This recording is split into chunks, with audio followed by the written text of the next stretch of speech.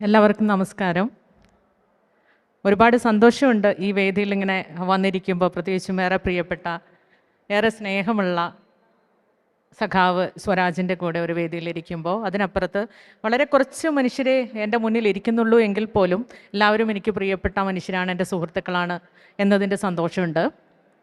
എൻ്റെ 2 നോവലുകൾ ഉടൽ രാഷ്ട്രീയം, പിയേത്ത, ആ പുസ്തകത്തെക്കുറിച്ചുള്ള ഒരു ഡിസ്കഷനാണ് ഇന്നിവിടെ സംഭവിക്കാൻ പോകുന്നത്. അതുമായിട്ട് ബന്ധപ്പെട്ട് അതിൻ്റെ ഒരു വായനാനുഭവം, ചർച്ച മുൻപോട്ട് കൊണ്ടുപോകാൻ വേണ്ടിയിട്ട് പ്രിയപ്പെട്ട സ്വരാജിനെ ക്ഷണിക്കുന്നു.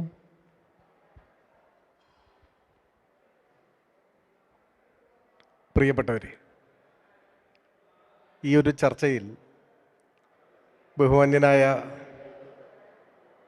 മുൻ ചീഫ് സെക്രട്ടറി കൂടിയായ ശ്രീ ജയകുമാർ IAS പങ്കെടുക്കേണ്ടതാണ്. അദ്ദേഹം ഈ സെഷൻ അവസാനിക്കുന്നതിന് മുൻപായി നമ്മളോട് ഒത്തുചേരും എന്നാണ് പ്രതീക്ഷിക്കുന്നത്.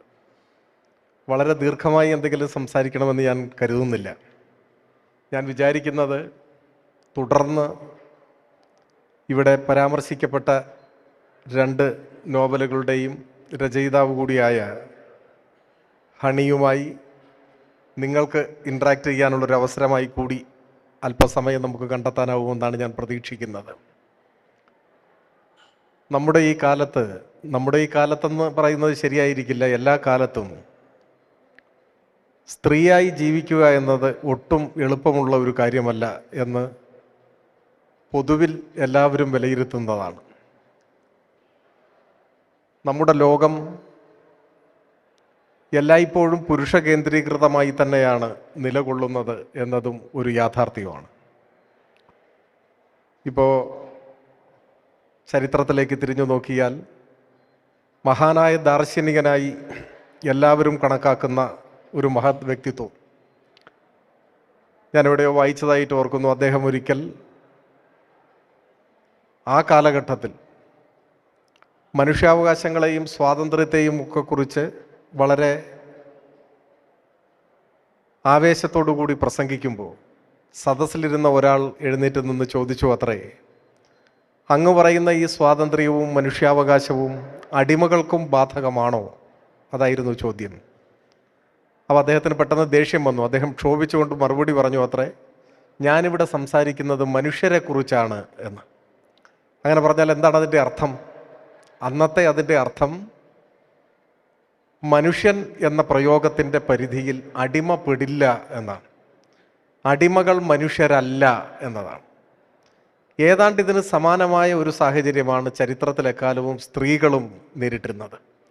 മനുഷ്യനെന്ന പ്രയോഗത്തിൻ്റെ പരിധിയിൽ സ്ത്രീ മിക്കപ്പോഴും പെടുന്നില്ല എന്നത് ചരിത്രത്തിലെ ഒരു വസ്തുത തന്നെയായിരുന്നു. അതിനെ സംബന്ധിച്ച് ഒരുപാട് പരിശോധനകളും അന്വേഷണങ്ങളും ഒക്കെ നമുക്ക് വേണമെങ്കിൽ നടത്താവുന്നതാണ്. ഇപ്പോൾ 1800കളുടെ ഒടുവിലോ മറ്റോ ആണ് ലോകത്തിൽ ആദ്യമായി ഒരു രാജ്യം സ്ത്രീകൾക്ക് വോട്ടവകാശം അംഗീകരിച്ചു കൊടുത്തത്. എന്ന് വെച്ചാൽ 130 132 കൊല്ലം മുൻപ് മാത്രമാണ് സ്ത്രീകൾക്കും പുരുഷന്മാരെ പോലെ വോട്ട് ചെയ്യാം എന്ന് അംഗീകരിക്കപ്പെട്ടത് ലോകത്തിൻ്റെ ഒരു കോണിൽ. അതാണ് 920 അമേരിക്കൻ ഐക്യനാടുകളിൽ സ്ത്രീകൾക്കും വോട്ടവകാശം അംഗീകരിക്കപ്പെട്ടത്. പക്ഷെ അതിൻ്റെ പിന്നിൽ പതിറ്റാണ്ടുകൾ നീണ്ടുനിന്ന വലിയ രൂക്ഷമായ സമരങ്ങളുടെ ഒരു ചരിത്രം നമുക്ക് കാണാൻ പറ്റും. ഓരോ രാജ്യത്തും ഇത് പല രൂപത്തിൽ ആവർത്തിച്ചു കൊണ്ടേയിരിക്കുന്നുണ്ട്. ഇപ്പോൾ സ്ത്രീകൾക്കും ഡ്രൈവിംഗ് ലൈസൻസിന് അർഹതയുണ്ട് എന്ന് സൗദി അറേബ്യ കണ്ടെത്തിയിട്ട് എനിക്ക് തോന്നുന്നു 7-8 കൊല്ലം മാത്രമേ ആയിട്ടുള്ളൂ. സ്ത്രീകൾക്കും കാർ ഓടിക്കാം, അവർക്കും ഡ്രൈവിംഗ് ലൈസൻസിന് അർഹതയുണ്ട് എന്ന് കണ്ടെത്തിയിട്ട് 7-8 വർഷം മാത്രമേ ആയിട്ടുള്ളൂ. അപ്പോൾ ഇപ്പോഴും സ്ത്രീയെ ഒരു മനുഷ്യൻ എന്ന നിലയിൽ ഉൾക്കൊള്ളാൻ മടിച്ചു നിൽക്കുന്ന ഒരു ലോകത്ത് നിന്നാണ് നമ്മൾ പിയേത്ത, അതുപോലെ ഉടൽ രാഷ്ട്രീയം എന്നീ ഹണിയുടെ 2 നോവലുകളെ സംബന്ധിച്ച്, ആ നോവലിൻ്റെ പരിസരങ്ങളെക്കുറിച്ച്, അതിൻ്റെ പ്രമേയങ്ങളെക്കുറിച്ച്, ആഖ്യാനത്തെക്കുറിച്ചൊക്കെ വളരെ പ്രാഥമികമായെങ്കിലും ചർച്ച ചെയ്യുന്നത് എന്ന പ്രത്യേകതയുണ്ട്. ഇപ്പോൾ പിയേത്ത എന്നത് വിശ്വപ്രസിദ്ധമായ മൈക്കലാഞ്ചലോയുടെ ശില്പമാണ്. കുരിശിലേറ്റപ്പെട്ടതിന് ശേഷം യേശുക്രിസ്തുവിനെ കുരിശിൽ നിന്നും ഇറക്കി അവിടെ കന്യാമറിയത്തിൻ്റെ മടിയിൽ കിടത്തിയിരിക്കുകയാണ്. ആ മൃതശരീരം മടിയിൽ കിടത്തിയിരിക്കുന്ന വിശ്വപ്രസിദ്ധമായ ശില്പമാണ്. ആ ശില്പം ഇപ്പോൾ നമുക്ക് കാണാൻ കഴിയുന്നത് വത്തിക്കാനിലെ വിശുദ്ധ പത്രോസിൻ്റെ ബസിലിക്കയിലാണ് എന്ന് ഞാൻ എവിടെയോ വായിച്ചതായിട്ട് ഓർക്കുന്നു. അപ്പോൾ പിയത്ത് എന്ന വാക്കിൻ്റെ അർത്ഥം സ്നേഹം എന്നാണെന്ന് തോന്നുന്നു. സ്നേഹം, കാരുണ്യം എന്നൊക്കെ പലരും പറയുന്നുണ്ട്. അപ്പോൾ ലോകത്തിലെ എല്ലാ സ്നേഹത്തിൻ്റെയും കാരുണ്യത്തിൻ്റെയും എല്ലാം മൂർത്തിമദ്ഭാവമായി സ്ത്രീയെ ചിത്രീകരിച്ചിരിക്കുന്ന മഹത്തായ ഒരു ശില്പം എന്ന നിലയിൽ വിശ്വപ്രസിദ്ധമായിട്ട് അത് നിൽക്കുമ്പോഴും ഏറ്റവും വലിയൊരു തമാശ, ആ ശില്പം ഇന്ന് നമുക്ക് കാണാൻ പറ്റുന്ന വത്തിക്കാനിൽ സ്ത്രീകൾക്ക് വോട്ടവകാശം ഇല്ല എന്നുള്ളതാണ്. അപ്പോൾ അതാണ് നമ്മുടെ ഈ വർത്തമാനകാല സാഹചര്യം. അത്തരമൊരു സാഹചര്യത്തിൽ നിന്നുകൊണ്ടാണ് ഈ രണ്ട് നോവലുകളും പിറക്കുന്നത്.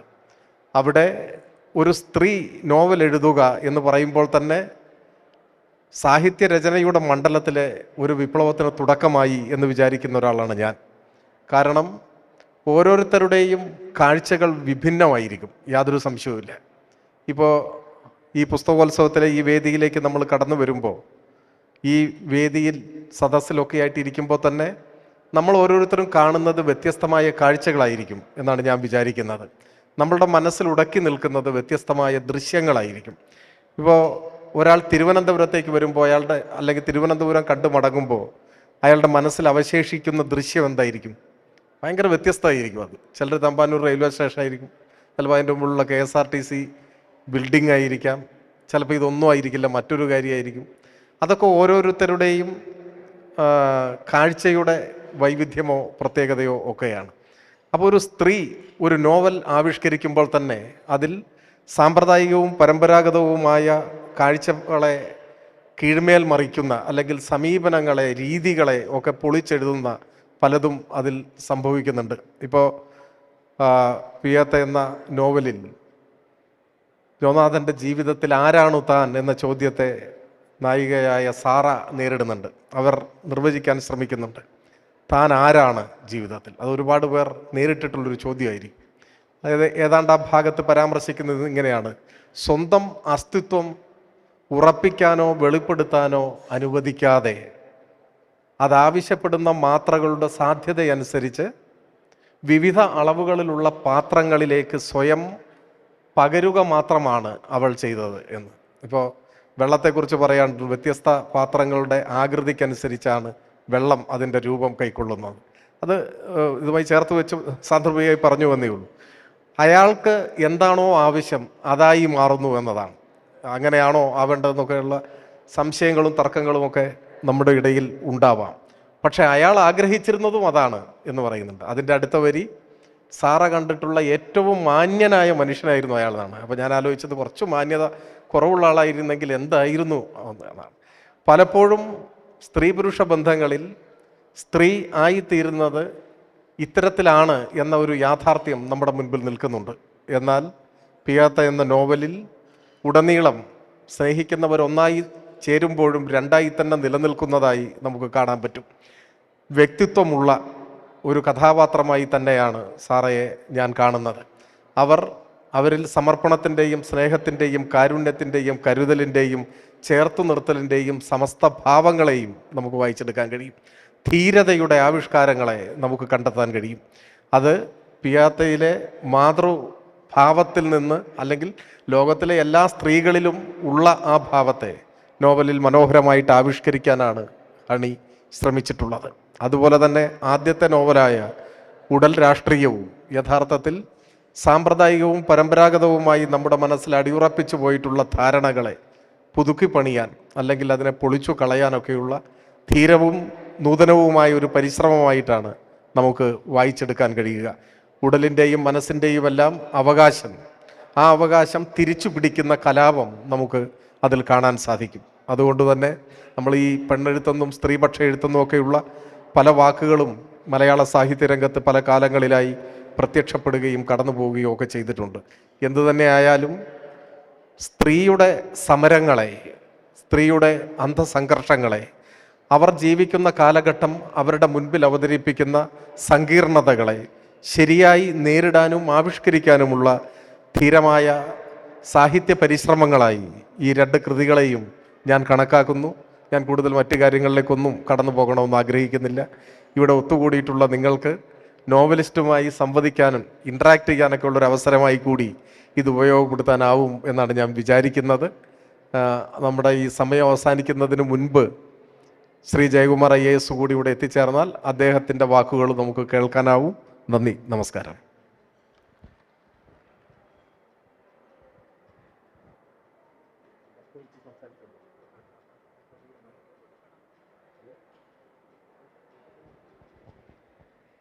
ആർക്കെങ്കിലും എന്തെങ്കിലും കാര്യങ്ങൾ ചോദിക്കാനുണ്ടെങ്കിൽ ചോദിക്കാനുള്ള സമയമാണ് സഖാവ് നീട്ടി തന്നിട്ടുള്ളത്. ഞാൻ വിചാരിച്ചു കുറച്ചും കൂടെ നീണ്ടു പോവുകയാണെങ്കിൽ ചോദ്യങ്ങളിൽ നിന്ന് രക്ഷപ്പെടാമല്ലോ എന്ന്. പക്ഷേ കൂടുതൽ സമയം എന്തായാലും ചോദ്യോത്തരങ്ങൾക്ക് അനുവദിച്ച് തന്നിട്ടുണ്ട്.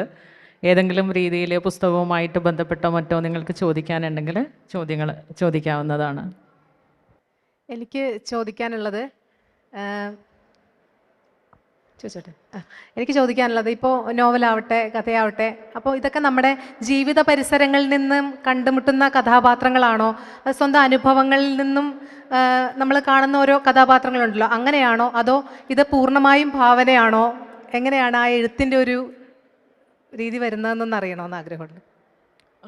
ജീവിത പരിസരം സ്വാഭാവികമായിട്ടും നോവൽ രചനയിൽ എന്നെ സ്വാധീനിച്ചിട്ടുണ്ട്. കാരണം ഉടൽ രാഷ്ട്രീയം എന്ന് പറയുന്ന നോവലിൻ്റെ ഒരു പ്രധാന ഏരിയ എന്ന് പറയുന്നത് എൻ്റെ നാടും, സക്കീർ ഇവിടെയുണ്ട്, കണ്ണൂരും അവിടുത്തെ കോളനിയും അവിടുത്തെ കമ്മ്യൂണിസവും ഒക്കെ കടന്നു വരുന്നുണ്ട്. അപ്പോൾ ഞാൻ എപ്പോഴും മുൻപ് ഒരു രാഹുൽ ഗാന്ധി ഒരു ദളിത് ഫാമിലിയിൽ ഇരുന്നിട്ട് ഭക്ഷണം കഴിക്കുന്ന ഒരു ചിത്രം കണ്ടു കഴിഞ്ഞപ്പോൾ ഞാൻ മുൻപ് എഴുതിയിട്ടുണ്ടായിരുന്നു, എൻ്റെ നാട്ടിലൊക്കെ ഞങ്ങളിത് വളരെ കുട്ടിക്കാലത്ത് നമ്മൾ കണ്ടുവന്നിട്ടുള്ള ഒരു സംഭവമാണ്. കാരണം കണ്ണൂരിൻ്റെ, അല്ലെങ്കിൽ ഞാൻ ഇരിട്ടിയിൽ നിന്നാണ്, തൊട്ടടുത്ത ഒരു കോളനി ഉണ്ട്, അവിടെ ഒരു ചെമ്പിത്താച്ചിയുണ്ട്. അപ്പം ആ കോളനിയിലെ ഒരുപാട് മനുഷ്യർ അവിടുത്തെ അമ്പലത്തിലെ ചടങ്ങുകളിൽ പങ്കെടുക്കുന്നത് ഞാൻ കണ്ടിട്ടുണ്ട്.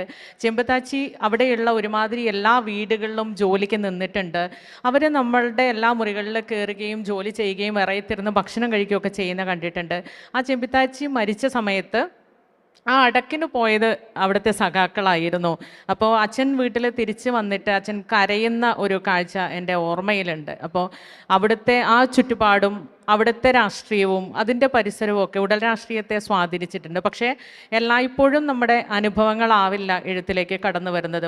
ഈ പിയേത്ത എന്ന് പറയുന്നത് വളരെ ചെറിയൊരു കണ്ടൻറ്റ് മാത്രമാണ്. ഒരു യാത്രയിൽ ഒരു പ്രത്യേക ഇൻസിഡൻറ്റ് മാത്രം എനിക്ക് സ്ട്രൈക്ക് ചെയ്യുകയും പിന്നീട് അത് എഴുതാനിരിക്കുമ്പോൾ ഒന്നിനു മീതെ ഒന്നായിട്ട് പല കഥകൾ ഭാവനയിൽ വന്നുപെടുകയും പിന്നീട് ഞാൻ ഫാസിസം അതുപോലെയുള്ള കുറേ സംഭവങ്ങൾ, ഉടൽ രാഷ്ട്രീയത്തിൻ്റെ കേസിൽ പോളണ്ട്, അതിൻ്റെ ഒരു രാഷ്ട്രീയ പരിസരം, അതിനുവേണ്ടി ഒരുപാട് വായിക്കുകയും റെഫറൻസ് നടത്തുകയും പോളണ്ടിലുള്ള മനുഷ്യരെടുത്ത് കമ്മ്യൂണിക്കേറ്റ് ചെയ്യുകയൊക്കെ ചെയ്തിട്ടുണ്ട്. അപ്പോൾ ഒരിക്കലും എൻ്റെ ഒരു രചനയും പൂർണ്ണമായിട്ടും എൻ്റെ അനുഭവമല്ല. പക്ഷേ സ്വാഭാവികമായിട്ടും യാത്രകൾ ചെയ്യുമ്പോൾ അവിടുത്തെ ഒരു രാഷ്ട്രീയം, അവിടുത്തെ സംസ്കാരം, അങ്ങനെയുള്ളത് നമ്മളെ സ്വാധീനിക്കും. ചില കഥാപാത്രങ്ങൾ, ചില വ്യക്തികൾ നമ്മളെ സ്വാധീനിക്കും. പക്ഷേ ആ ഒരു ത്രെഡിൽ നിന്ന് പിന്നീട് കഥ മറ്റൊന്നായിട്ട് രൂപാന്തരപ്പെടുകയാണ് ചെയ്യുന്നത്.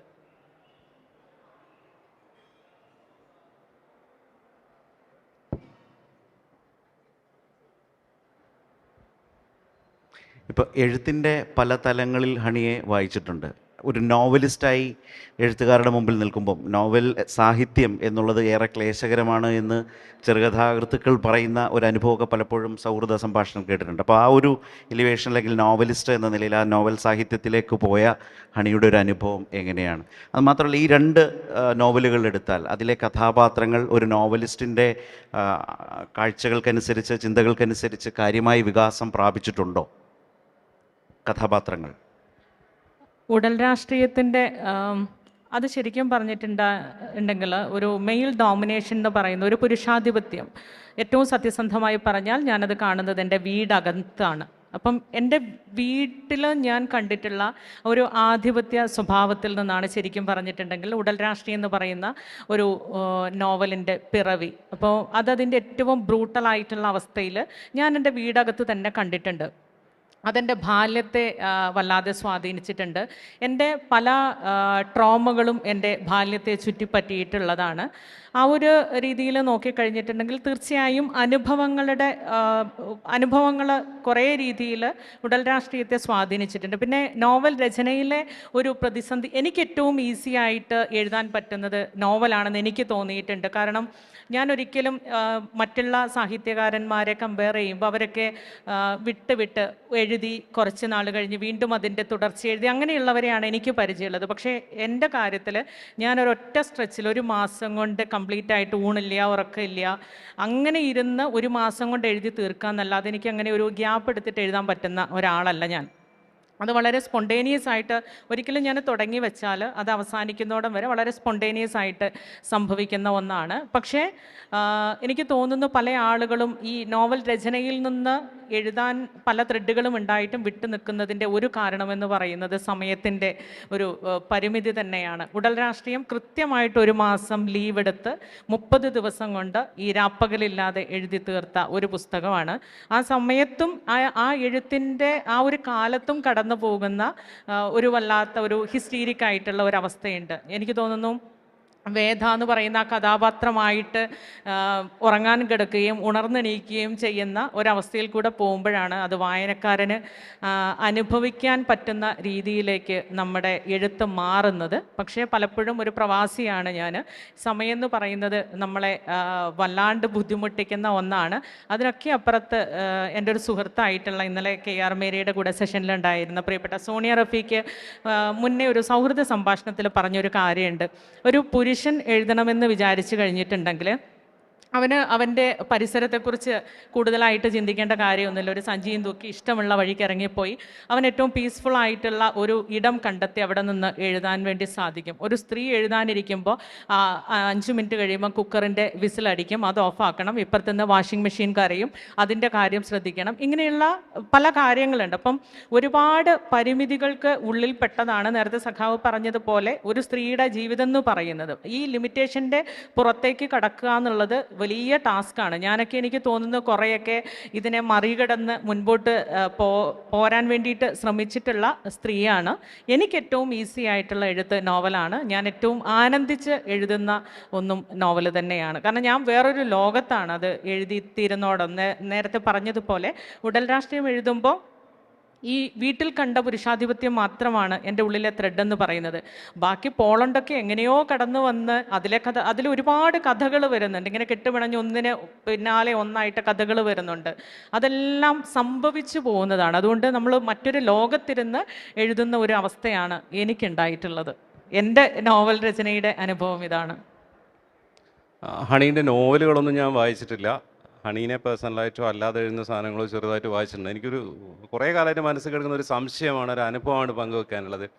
ഞാനൊക്കെ MA ക്കൊക്കെ പഠിക്കുന്ന കാലത്ത് മലയാളത്തിൽ വളരെ തീക്ഷ്ണമായി ധീരമായി ഫെമിനിസ്റ്റ് കാര്യങ്ങളൊക്കെ എഴുതിയിരുന്ന ഒരു എഴുത്തുകാരിയുടെ കഥ ഞാൻ ട്രാൻസ്ലേറ്റ് ചെയ്തിട്ടുണ്ടായിരുന്നു. അവരുടെ കഥ ആദ്യമായിട്ട് ട്രാൻസ്ലേറ്റ് ചെയ്ത് ഞാനായിരുന്നു.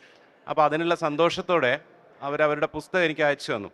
അയച്ചു തരുന്നതിന് മുന്നേ എന്നെ വിളിച്ചിട്ട് സ്നേഹത്തോടെ എൻ്റെ ഭാര്യയുടെ പേരും മോളുടെ പേരും ഒക്കെ ചോദിച്ചു. ഞാൻ ആദ്യം വിചാരിച്ചു എന്തിനാണെന്ന്. ഒരു 4 ദിവസം കഴിഞ്ഞപ്പോൾ പുസ്തകം കൊറിയറായിട്ട് വന്നു. അതിൻ്റെ ആദ്യത്തെ പേജിൽ പ്രേമനും ബിന്ദുവിനും അമ്മുവിനും സ്നേഹത്തോടെ എഴുതി വെച്ചിട്ടുണ്ടായിരുന്നു. ഇന്നും എനിക്ക് ഭയങ്കര സംശയം എന്തിനാണ് അങ്ങനെ എഴുതിയെന്നുള്ളത്. കാരണം അങ്ങനെ ആളുകൾ ജീവിച്ചിരിപ്പുണ്ടെന്ന് പോലും അവർക്കറിയില്ല. ഞാൻ ചോദിക്കുന്നത് ഹണിയോട് ഇപ്പോഴത്തെ കാലത്തെ കുറച്ചുകൂടി പ്രസക്തമാണ്. കാരണം നിങ്ങൾ പേനയെടുത്ത് എഴുതുന്ന സമയത്ത് വളരെ ക്ലിയറായ രാഷ്ട്രീയവും ലിംഗരാഷ്ട്രീയവും ഒക്കെ പറയുകയും ജീവിതത്തിൽ നിങ്ങളുടെ നേർ മുന്നിൽ ഇത്തരം സന്ദർഭങ്ങൾ വരുന്ന സമയത്ത് നിങ്ങൾ ഒന്നുകിൽ ഒളിച്ചോടുകയോ അല്ലെങ്കിൽ എഴുതിയതിന് നേരെ വിരുദ്ധമായ സാധനങ്ങൾ നിലപാടുകളായി സ്വീകരിക്കുകയും ചെയ്യുകയും അത് ചോദ്യം ചെയ്യുന്ന സമയത്ത് അത് എഴുത്താണ്, ഇത് ജീവിതമാണ് എന്ന് പറയുകയും ചെയ്യുന്ന ഒരു സാധനമുണ്ട്. ഹണി ആ കൂട്ടത്തിലല്ല എന്നെനിക്കറിയാം. അത് എത്രത്തോളം ബുദ്ധിമുട്ടുണ്ടാക്കുന്ന കാര്യമാണ്. അത്തരം ഒരു സ്വാതന്ത്ര്യം അനുവദിച്ചു കൊടുക്കുന്നത് എഴുത്തിനെയോ അല്ലാത്ത ഇടപെടലുകളെയോ ധീരം എന്നുള്ള വാക്കാണ് സഖാവ് സ്വരാജ് ഉപയോഗിച്ചത്. ഒരു സ്ത്രീ എഴുതുന്നു എന്ന് പറഞ്ഞാൽ തന്നെ അതൊരു പ്രശ്നമാണ്, ഒരു സംഭവമാണ് എന്തെന്നുള്ളതിനേക്കാൾ കൂടുതൽ. അപ്പോൾ ഇത് രണ്ടും കൂടി ബാലൻസ് ചെയ്യാതിരിക്കുക എന്നുള്ള സാധനങ്ങൾ ഹണിയുടെ പരിമിതിക്കുള്ളിൽ നിന്നുകൊണ്ട് ആരെയും ചൊടിപ്പിക്കാത്ത രീതിയിൽ പറഞ്ഞാൽ കേൾക്കാൻ ഞങ്ങൾക്ക് ഇഷ്ടമായി.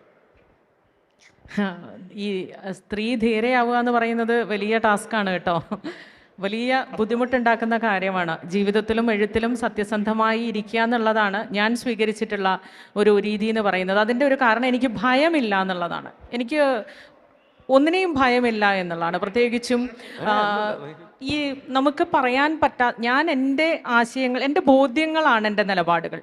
അപ്പം അതുകൊണ്ട് തന്നെ അതിൽ അണുവിട വീഴ്ച വരുത്താണ്ട് മുൻപോട്ട് പോകുക എന്നുള്ളതാണ് എഴുത്തിലും ജീവിതത്തിലും ഞാൻ സ്വീകരിച്ചിട്ടുള്ള ഒരു രീതി. അത് പൊതുവിടത്തിൽ അപ്പുറത്തെ രണ്ട് വ്യക്തികൾ തമ്മിലുള്ള ഒരു വിഷയമായാൽ പോലും, എൻ്റെ ജീവിതത്തിലുള്ള രണ്ട് വ്യക്തികൾ തമ്മിലുള്ള വിഷയമായാൽ അപ്പുറത്തുള്ള ആളുടെ സ്വകാര്യത മാനിച്ചുകൊണ്ട് എനിക്ക് പറയാൻ പറ്റാതെ പോകുന്ന കാര്യങ്ങളല്ലാതെ ബാക്കി ഏത് വിഷയത്തിലാണെങ്കിലും എനിക്കത് തുറന്ന് സംസാരിക്കുന്നതിൽ, ആ ജെനുവിനിറ്റി കീപ്പ് ചെയ്യുന്നതിൽ, ആ സത്യസന്ധത എഴുത്തിലും ജീവിതത്തിലും പുലർത്തിക്കൊണ്ട് പോകുന്ന ഒരാളാണ് ഞാൻ. ഭയമില്ലായ്മ തന്നെയാണ് എൻ്റെ ഏറ്റവും വലിയ നിലപാടും എന്നെ ഈ രീതിയിൽ മുൻപോട്ട് കൊണ്ടുപോകുന്ന ഒരു കാര്യം. ഇപ്പം പ്രേമേട്ടനൊക്കെ എൻ്റെ എഴുത്തുകൾ, പുസ്തകങ്ങൾ വായിച്ചിട്ടില്ലെങ്കിലും സോഷ്യൽ മീഡിയ വഴി നിരന്തരം കമ്മ്യൂണിക്കേറ്റ് ചെയ്യുന്ന മനുഷ്യരാണ് നമ്മൾ.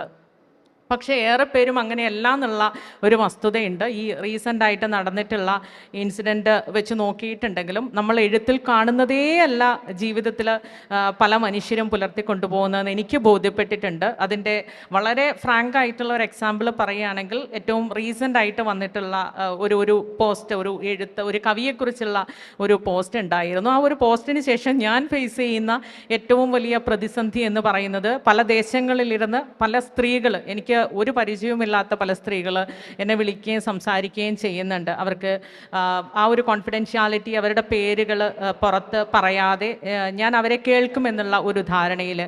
അപ്പോൾ എന്നെ ഒരു 3 ദിവസത്തോളം എനിക്ക് ഭക്ഷണം കഴിക്കാൻ പറ്റാണ്ട് ഞാൻ കട്ടിലിരുന്ന് ഈ കഴിഞ്ഞ ആഴ്ച ഞാൻ നേരം വെളുപ്പിച്ചിട്ടുണ്ടായിരുന്നു. അതിൻ്റെ ഒരു കാരണം, ഈ വിക്ടിംസൊക്കെ പറഞ്ഞ പേരുകൾ സാംസ്കാരിക രംഗത്ത് വളരെ പ്രമുഖരായിട്ടുള്ള മനുഷ്യരുടെ പേരുകളാണ്. ഒരു രാജ്യത്ത് നിന്ന് മറ്റൊരു രാജ്യത്തേക്ക് സാംസ്കാരിക പ്രവർത്തനത്തിന് വേണ്ടിയിട്ട് ട്രാവൽ ചെയ്യുന്ന ആളുകൾ, എന്താ പറയുക, നാളെ ചിലപ്പം തട്ടിപ്പോവും എന്ന് വിചാരിച്ചിരിക്കുന്നത്ര ഹെൽത്ത് വൈസ് വളരെ വീക്കായിട്ടുള്ള സാഹിത്യകാരന്മാർ, രാഷ്ട്രീയക്കാർ, ഇവരുടെയൊക്കെ പേരുകളാണ്. ഈ പേരുകളൊക്കെ കേൾക്കുമ്പോൾ നമ്മൾ, പ്രേമേട്ടൻ പറഞ്ഞതുപോലെ, ഇവരെന്താണ് ശരിക്കും വേദിയിലിരുന്ന് പറയുന്നത്, ഇവരെന്താണ് ശരിക്കും ജീവിതത്തിൽ കൊണ്ടുപോകുന്നത് എന്നുള്ളൊരു അന്തം വിടലുണ്ട്. അപ്പോൾ അതുകൊണ്ട് തന്നെ എഴുത്തിനെയും എഴുത്തുകാരനെയും രണ്ടായി കാണുന്നതായിരിക്കും വായനക്കാരൻ അല്ലെങ്കിൽ പുറത്തുനിന്ന് നോക്കിക്കാണുന്നവൻ എളുപ്പം എന്നാണ് എനിക്ക് തോന്നുന്നത്. പക്ഷേ എൻ്റെ കാര്യത്തിൽ പരമാവധി സത്യസന്ധത എഴുത്തിലും ജീവിതത്തിലും കൊണ്ട് നടക്കാൻ വേണ്ടി ശ്രമിക്കുന്ന ഒരാളാണ്. എൻ്റെ ഭയമില്ലായ്മയാണ് ആ കാര്യത്തിൽ എന്നെ മുന്നോട്ട് നയിക്കുന്നത്. ഈ പെണ്ണുടൽ എന്ന് പറയുന്നത് സമൂഹത്തിന് ഒരു ഇത് മാത്രമാണ്, ഒരു ശരീരം മാത്രമാണ്. പക്ഷേ ഒരു പെണ്ണിനെ സംബന്ധിച്ചിടത്തോളം അതൊരു സ്വത്വമാണ്. അല്ലെങ്കിൽ പെണ്ണുടൽ എന്ന് പറയുന്നത് സ്വത്വം, അവരുടെ ആവിഷ്കാരത്തിൻ്റെ ഒരു മാധ്യമമാണ്. അപ്പോൾ നമ്മുടെ ഇപ്പം ഓരോ കാലത്തും ഓരോ അതാത് സ്ത്രീകൾക്ക് ഇത്രയും പരികൽപ്പനകൾ ഉണ്ടായിരുന്നുണ്ട്. ഇന്ന കാര്യങ്ങളിൽ മാത്രമേ പാടുള്ളൂ, അതിനപ്പുറം പറ്റും. ഇപ്പം നമ്മൾ പറയുന്ന ഇയ്യോബിൻ്റെ 11-ാം വാക്യം പറയുന്നത് പോലെ, ഇവിടെ വരെ മതി, ഇതിനപ്പുറം വേണ്ട എന്ന് പറയുന്നൊരു സംഭവം. നമ്മുടെ സാഹിത്യം, മലയാള സാഹിത്യം പെണ്ണെടുത്ത് ഒരുപാട് ചർച്ച ചെയ്യപ്പെട്ട ഒരു ഭൂമികയാണ്. സാറാ ജോസഫ് മുതൽ ഇങ്ങോട്ടേക്കുള്ള ഒരു പക്ഷേ എനിക്ക് തോന്നുന്നു അതിനുശേഷം അഗ്നിയും കഥകളിലെ സിത്താരയാണ് വളരെ ഗംഭീരമായിട്ടുള്ളൊരു സംഭവം മുന്നോട്ട് വെക്കുന്നത്. അതിൻ്റെ അവതാരികയിൽ തന്നെ സാറാ ജോസഫ് പറയുന്നുണ്ട്, സമൂഹം കൽപ്പിച്ചു കൊടുത്ത വിലക്കിൻ്റെ ലക്ഷ്മണ രേഖകളെ ഒന്നൊന്നായി ചവിട്ടിത്തെളിച്ചാണ് ഈ ഒരു കഥാകാരി മുന്നോട്ടേക്ക് പോകുന്നത്. ഇപ്പം നമ്മൾ പറഞ്ഞു വരുന്നൊരു സംബന്ധിച്ചാൽ, നിർഭാഗ്യവശാൽ ഞാൻ ഹണിയുടെ ഈ ഒരു നോവൽ വായിച്ചിട്ടില്ല എന്നുള്ളതാണ്. അപ്പം ഇറോട്ടിക് കവിതകളും ഇറോട്ടിക് കവികളുമുള്ളൊരു കാലത്താണ് നമ്മൾ വീണ്ടും ഒരു പെണ്ണെഴുത്തും അതുപോലെ ഉടൽ രാഷ്ട്രീയമൊക്കെ ചർച്ച ചെയ്യുന്നത്. ശരിക്കും ഏത് തരത്തിലാണ് ഹണിയുടെ ഈ ഒരു കഥാപാത്രം ഇത്തരത്തിലുള്ളൊരു പുരുഷ കേന്ദ്രിതമായ ലോകത്ത് എല്ലാ തരത്തിലുള്ള പൊട്ടിച്ചെറിയലുകൾ അല്ലെങ്കിൽ മുഴുവൻ തച്ചു തകർത്ത് മുന്നോട്ട് പോകുന്നത് എങ്ങനെയാണ്? ആ ഒരു കഥാപാത്രത്തിൻ്റെ പരിണാമം വായിക്കാത്തത് കൊണ്ട് എന്ന് പറഞ്ഞാൽ കൊള്ളാം. നേരത്തെ സഖാവ് പറഞ്ഞതുപോലെ, അദ്ദേഹം പറഞ്ഞല്ലോ, ധീരമായിട്ടുള്ള കഥാപാത്രങ്ങളായിട്ടാണ് 2 നോവലിലും അടയാളപ്പെടുത്തിയിട്ടുള്ളത് എന്നുള്ളത്. നമുക്ക് ജീവിതത്തിലും എഴുത്തിലും ഞാൻ എടുത്തിരിക്കുന്ന നിലപാടും അതുതന്നെയാണ്. എനിക്ക് തോന്നി ഈ ലോകം മൊത്തം സ്ത്രീവിരുദ്ധമാണ് എന്ന് തോന്നുന്നു. കഴിഞ്ഞ ദിവസം ഞാൻ ബാങ്കിൽ ചെന്ന സമയത്ത് മോനെ നോമിനിയായിട്ട് പേര് വെക്കാൻ വേണ്ടിയിട്ട് ഞാൻ ബ്രാഞ്ചിൽ ചെന്ന സമയത്ത് അവർ പറഞ്ഞു, പറ്റില്ല, ഹസ്ബൻഡിൻ്റെ പേര് നിർബന്ധമാണെന്ന് പറഞ്ഞു. അപ്പം ഞാൻ അവരുടെ അടുത്ത് പറഞ്ഞു, ഞാൻ എൻ്റെ പാസ്പോർട്ടിൽ നിന്ന് പോലും എടുത്തു കളഞ്ഞിട്ടുള്ള ഒരു പേരാണ്. എൻ്റെ ഏറ്റവും ഇമ്പോർട്ടൻ്റ് ആയിട്ടുള്ള ഒരു കാര്യമാണ് എൻ്റെ ബാങ്ക് അക്കൗണ്ട് എന്ന് പറയുന്നത്. അവിടെ നിങ്ങൾ എൻ്റെ പാസ്പോർട്ടിൽ നിന്ന് പേര് വെട്ടിയ, എൻ്റെ ജീവിതത്തിൽ നിന്ന് റിമൂവ് ചെയ്ത ഒരു മനുഷ്യൻ്റെ പേര് വീണ്ടും എഴുതണമെന്ന് നിങ്ങൾ ഫോഴ്സ് ചെയ്യുകയാണ് എന്നോട് ചെയ്യുന്നത്. അപ്പം അത് സാധ്യമല്ല എന്ന് ഞാൻ പറഞ്ഞിട്ടുണ്ടായിരുന്നു. അത് കഴിഞ്ഞ് എൻ്റെ സഹോദരൻ്റെ കല്യാണം ആയിരുന്നു ബുധനാഴ്ച. അതിൻ്റെ രജിസ്ട്രേഷൻ്റെ സമയത്ത് ഒപ്പിടാൻ വേണ്ടിയിട്ട് ഒരു സ്ത്രീ, ഞങ്ങളുടെ കുടുംബമായിട്ട് വളരെ സ്നേഹമുള്ള ഒരു സ്ത്രീ അവിടെ കയറി സൈൻ ചെയ്യാനിരുന്നപ്പം പേര് ചോദിച്ചു. അത് ക്രിസ്ത്യൻ നെയിമായിരുന്നു. അപ്പോൾ അവർ പറഞ്ഞ കാര്യം, ഒരു സ്ത്രീ ആയതുകൊണ്ട് സാക്ഷിയായിട്ട് ഒപ്പിടിക്കാൻ പറ്റില്ല എന്നുള്ളതാണ്. അപ്പോൾ എനിക്ക് തോന്നുന്നത് ലോകം മൊത്തം സ്ത്രീവിരുദ്ധമാണ് എന്ന് തോന്നുന്ന രീതിയിലേക്ക് നമ്മുടെ ചുറ്റുപാടുകളും ഇപ്പോഴും നമ്മൾ കണ്ടിന്യൂ ചെയ്ത് പോകുന്ന പല പ്രൊസീജിയേഴ്സും ഈ രീതിയിലാണ് മുൻപോട്ട് പോകുന്നത്. പിന്നെ കഥാപാത്രങ്ങളെ മൗൾഡ് ചെയ്തെടുക്കുമ്പോൾ നേരത്തെ പറഞ്ഞതുപോലെ സ്ത്രീകളെ എത്ര ശക്തമായിട്ട് എനിക്ക് പോർട്രേ ചെയ്യാമോ ആ രീതിയിലാണ് ഞാൻ ശ്രമിക്കാറുള്ളത്. അത് എത്രത്തോളം വിജയിച്ചു എന്ന് പറയേണ്ടത് തീർച്ചയായിട്ടും ഞാനല്ല, വായിക്കുന്ന വായനക്കാരാണ്. ഞാനതിനുള്ള ശ്രമം നടത്താറുണ്ട് എന്നുള്ളതാണ്. അതിനിപ്പം സോഷ്യൽ സ്പേസിൽ ഇടപെടുമ്പോഴായാൽ പോലും ഈ പെണ്ണുടൽ എന്ന് പറയുന്നത് ഒരു ലിമിറ്റേഷൻ ആവരുത് എന്ന് വിചാരിച്ചിട്ട് തന്നെയാണ് ഇടപെടാറുള്ളത്. കാരണം സൈബർ അറ്റാക്കൊക്കെ വരുമ്പോൾ നിങ്ങൾക്ക് കാണാം, അവർ ആദ്യം തപ്പുന്നത് നമ്മുടെ ഏറ്റവും ഇറക്കം കുറഞ്ഞ ഡ്രസ്സ് ഇട്ടിട്ടുള്ള ഫോട്ടോ ഏതാണ്. എന്നാൽ ഇത്തരം ഒരു ചിത്രം കൊണ്ടുപോയിട്ട് സോഷ്യൽ സ്പേസിൽ നമ്മൾ പോസ്റ്റ് ചെയ്തിട്ടുണ്ടെങ്കിൽ ഇതോട് കൂടിയിട്ട് മിണ്ടാതിരിക്കും എന്നുള്ളതാണ് അവർ എക്സ്പെക്റ്റ് ചെയ്യുന്നത്. പക്ഷേ നിങ്ങളിതിനപ്പുറത്ത് ചെയ്തു കഴിഞ്ഞാലും എൻ്റെ ശരീരത്തിൻ്റെ ലിമിറ്റേഷൻ, എൻ്റെ ഉടലിൻ്റെ ലിമിറ്റേഷൻ നിശ്ചയിക്കുന്നത് സൊസൈറ്റി അല്ല, അതിൻ്റെ കൺട്രോൾ എന്ന് പറയുന്നത് അത് ഞാൻ തന്നെയാണെന്നുള്ളൊരു ബോധ്യമുണ്ട്. അതുകൊണ്ട് ആ രീതിയിലൊന്നും ഒരിടത്തും ആളുകൾക്ക് എന്നെ ഭയപ്പെടുത്താൻ പറ്റില്ല എന്നുള്ളതാണ്.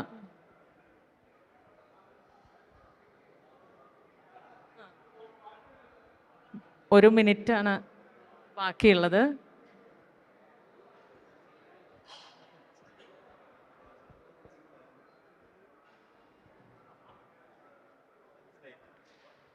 ഒരു മിനിറ്റാണ് ബാക്കിയുള്ളത്. നമ്മുടെ ഈ സെഷനിലേക്ക് ഏറെ പ്രിയപ്പെട്ട ജയകുമാർ സാർ IAS വരേണ്ടതായിരുന്നു. അദ്ദേഹത്തിന് അതേ സമയത്ത് 2:45 ഒരു സെഷൻ ഉള്ളത് കൊണ്ട് അവിടെ പെട്ടുപോയതാണ്. എല്ലാവരോടും സ്നേഹത്തിൻ്റെ ഭാഷയിൽ നന്ദി പറയുന്നു. ഞാനിങ്ങോട്ട് മുൻപോട്ട് നോക്കുമ്പോൾ എൻ്റെ ഏറ്റവും വലിയ ഇന്നത്തെ ആനന്ദം എന്ന് പറയുന്നത് എല്ലാവരും എൻ്റെ സുഹൃത്തുക്കളാണ്, ഏറെ പേരും എൻ്റെ പരിചയക്കാരാണ്.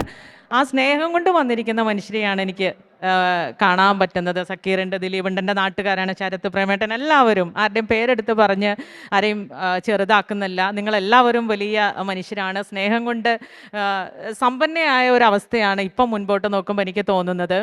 ഒരുപാട് സന്തോഷം. ട്രിവാൻഡ്രം എനിക്ക് അത്ര പരിചിതമായിട്ടുള്ള ഒരു സിറ്റി അല്ല. പക്ഷേ കഴിഞ്ഞ വർഷം ഇവിടെ വന്നിട്ട് കിട്ടിയ നല്ല അനുഭവങ്ങളാണ് ഈ വർഷം എന്നെ വീണ്ടും ഇവിടെ കൊണ്ടുവന്നിരിക്കുന്നത്. എല്ലാ പ്രിയപ്പെട്ടവരോടും സ്നേഹത്തിൻ്റെ ഭാഷയിൽ നന്ദി പറയുന്നു. സ്നേഹം.